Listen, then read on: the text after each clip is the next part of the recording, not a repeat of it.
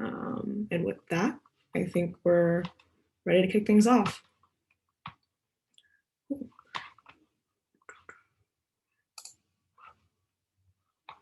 Thank you everyone for joining us again in our breakout room. We are the Boston Scientific Scope team for this year, working on fluidics and next generation endoscopes. So I'm Sarah, and on the team this year also is Erica Cerna, Lydia Hodges, and Leon Santon. We have had the pleasure of being advised by Professor Alicia Sarang-Saminsky this year, as well as working with Colby and James from Boston Scientific as our liaisons.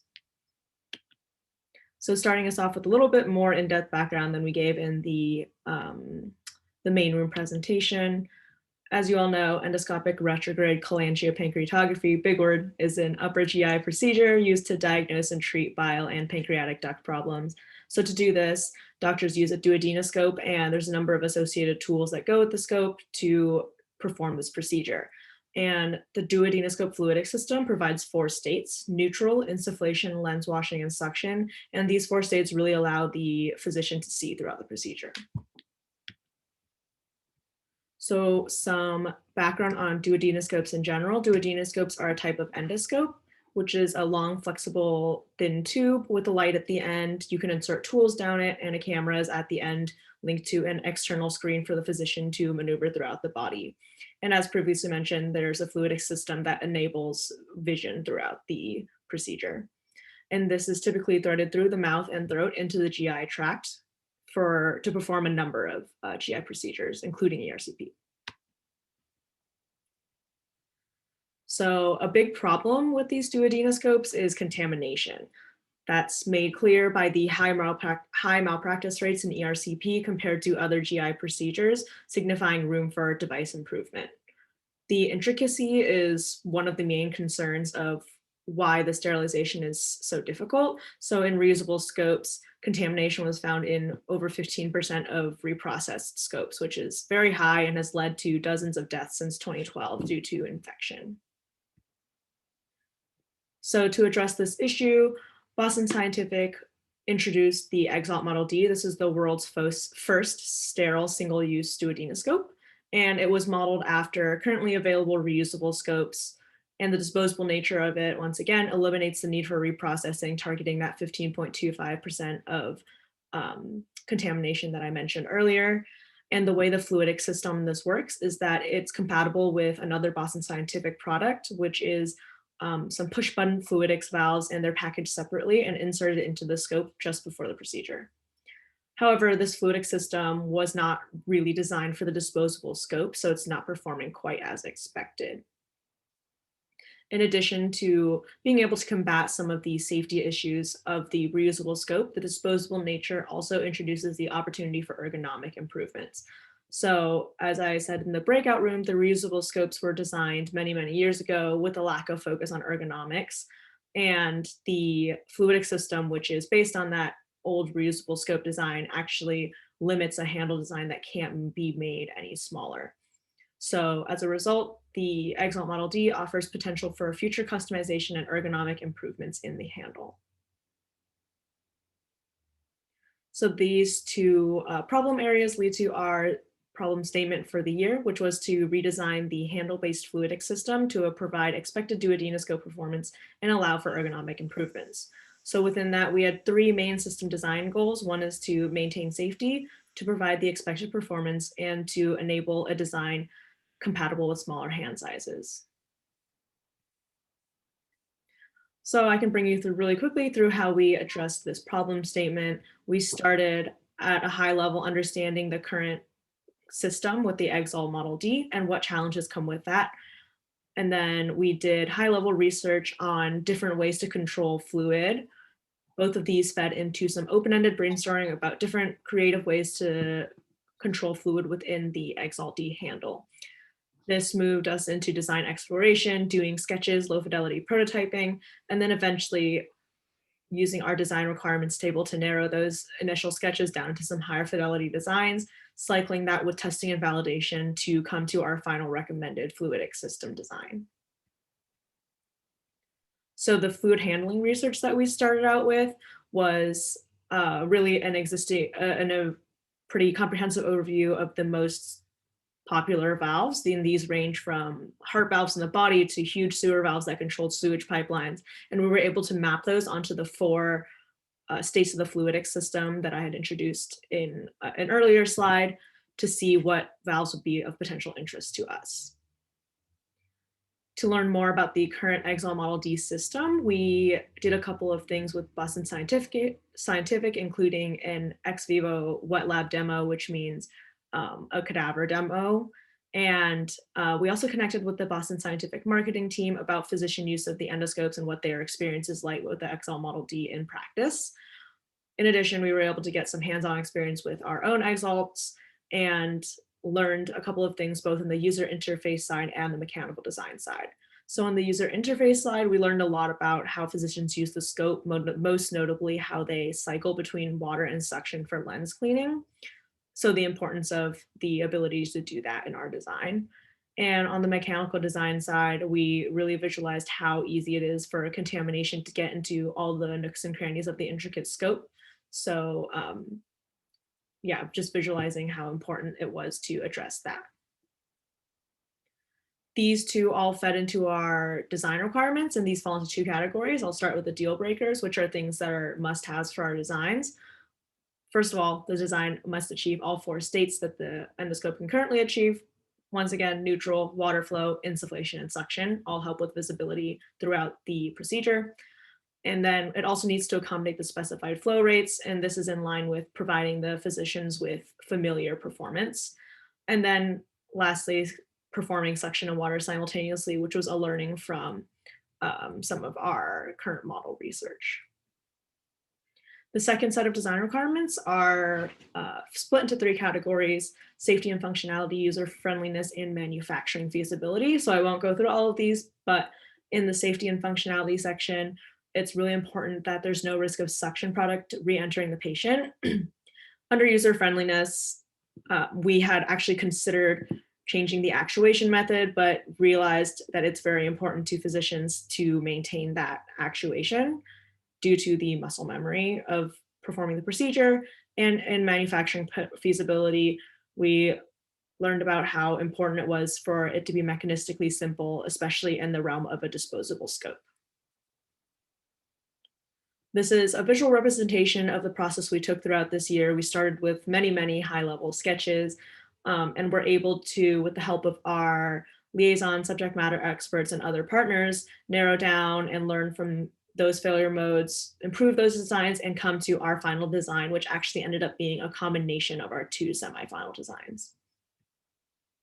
So to validate this final design, we approached it from two sides. On the left, you see kind of the product-facing side, making sure that the prototypes are performing to a satisfactory level. And from the deliverable side, we wanted to provide Boston Scientific with all the information they need to continue with product development. And these converged on what we thought was a very successful final product.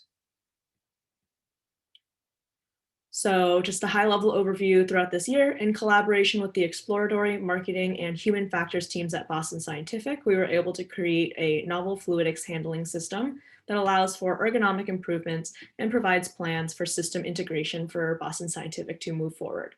And we, both our team and our collaborators at Boston Scientific, are very excited about the final design we came up with, and they are planning to move forward with filing a patent.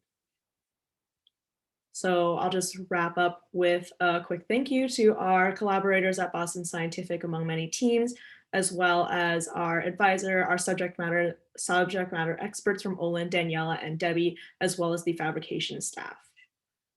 With that, I think we can open up the floor to questions. Thank you all for joining us today. And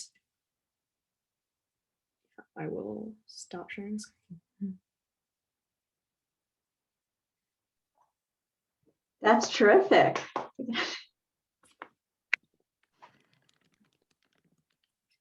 Yeah, thank you. Any questions, comments, concerns? Happy to pull up slides again if anyone wants to go back to anything. Yeah, this is Paul Santos. How much can you reuse and how much has to be thrown away? For the, I'm assuming you mean the Exol Model D, the disposable scope. Currently the whole thing needs to be thrown away. Interestingly, actually last year's scope project was working on making parts of it reusable. So I am not exactly sure what parts of that it was, but I believe it was some component of the handle. To add to that, a lot of it is recycled. The manner that is recycled is unclear to us, but it is not completely in the trash sort of situation.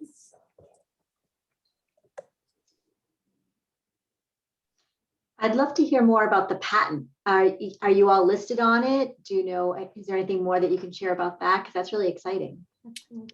I would love to share. I have pretty limited information too, to be honest. It came out just a couple weeks ago, but we're very excited about it. To our knowledge, it's just going to be our names on the patent in collaboration with Boston Scientific. Oh, huge congrats on that. Great. Thank you. How much does it cost, the entire device, the reusable, the throwaway device? Off the top of my head, maybe don't quote me on this, but I believe in the 10,000s range. Not 100% sure, but it is significantly cheaper than a reusable scope. So this actually opens up opportunities for smaller clinics to get reusable scopes instead of investing upfront on a larger one and all the reprocessing facilities that come with having a reusable scope.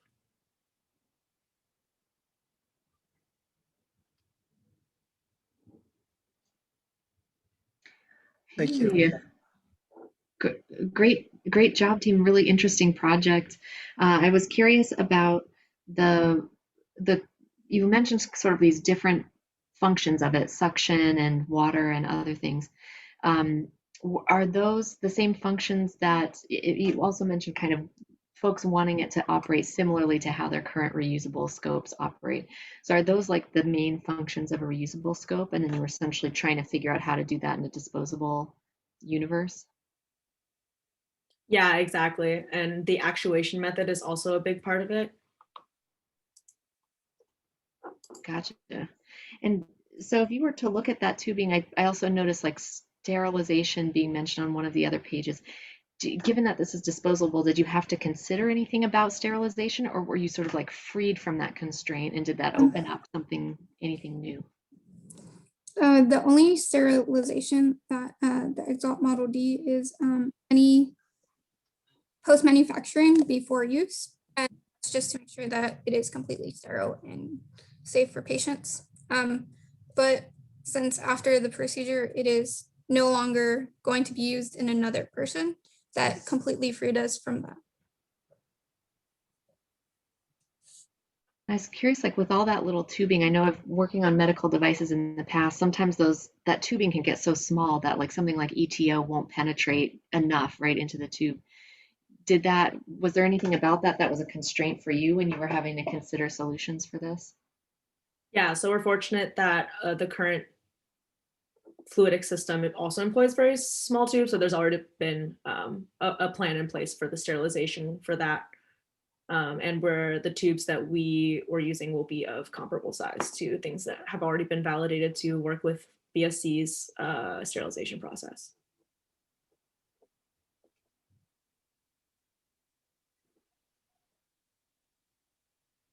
Actually, hello. I can hear you. Yeah, sorry. Yeah, the question about the original design, was that the sterilization process was validated on the original design? Because you said it still have 15% of infection rates. That indicates the sterilization was on the original design was not good enough, I guess. That's the word. Yeah, it was validated in the beginning. I did a little bit of reading on the history, not super extensive, so I can divulge what I know. But it actually, for some reason, when the volume of search rates started going up on ERCP, they started seeing more issues. So I just believe that it was probably an underlying issue a lot, just hadn't really come out with a smaller patient population earlier on. Thank you. Do any of you plan to work for Boston Scientific after graduation? I personally am employed. Can't speak for my teammates. Maybe I'll open up the floor to them. I'm sorry, you are, I'm employed by not Boston Scientific, a different company. okay, Sorry, I should have made that clear. okay. Yeah, I'll move to the West Coast for a while. So, I will still be working in the medical device industry, but not with Boston Scientific. Cool. Yeah, so it was quite a pleasure to work with them this year, though. So, without a doubt, would relive the experience if I could. Do you think for the next year the project will be continued with the new students, or is going to be pretty much end for this particular project? I believe that next year there will be a different type of Boston Scientific project. It will no longer be in the area that we worked on. Yeah, hard to say exactly the content, but Boston Scientific has been a longtime supporter of Scope, so I'm happy to be hearing that they will continue to stay on, and they've benefited from the program, as have we. It's actually pretty impressive. I mean, all the projects are pretty impressive. They're very practical, industrial kind of products, and real products, which is I was thinking about that when I was in college a long time ago, right? So we did a lot of like theoretical study or something. This is actually hands-on and the real impact to the real world, which is very important as well. Yeah, definitely. That's one of the main reasons I came to Olin. So I'm happy I was able to participate in such an impactful project with a fantastic team.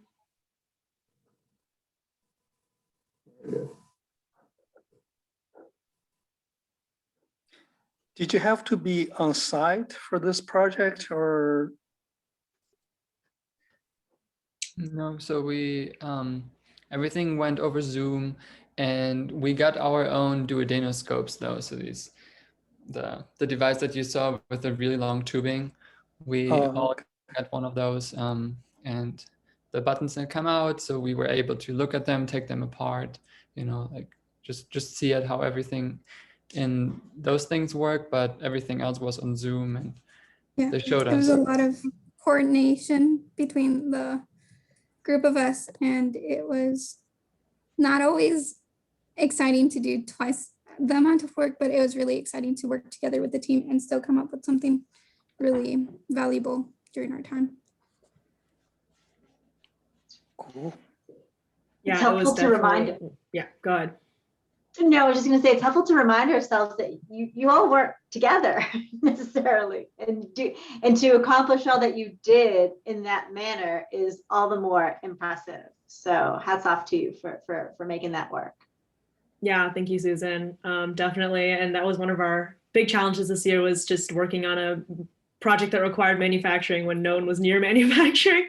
So it was a little bit of a barrier, but definitely a good practice on problem solving.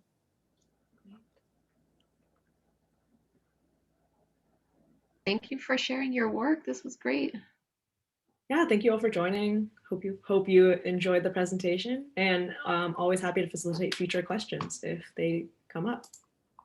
Thank you so much. This first breakout room has ended. You have about a minute or two to get to the next breakout room, which starts at 2:40. So hopefully you get to see more projects, and hello to those who have just joined us. Yes. Thank you all. Congrats. Thank you very much. Elizabeth, very good. Quick little anatomy lesson, never bad.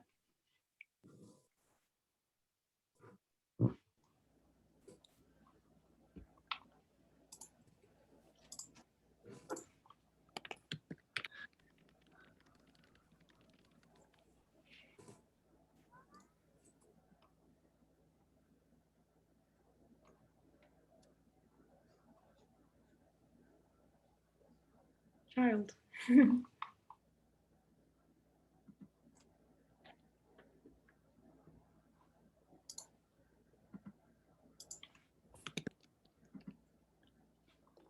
We'll be starting in about a minute. Thank you all for joining.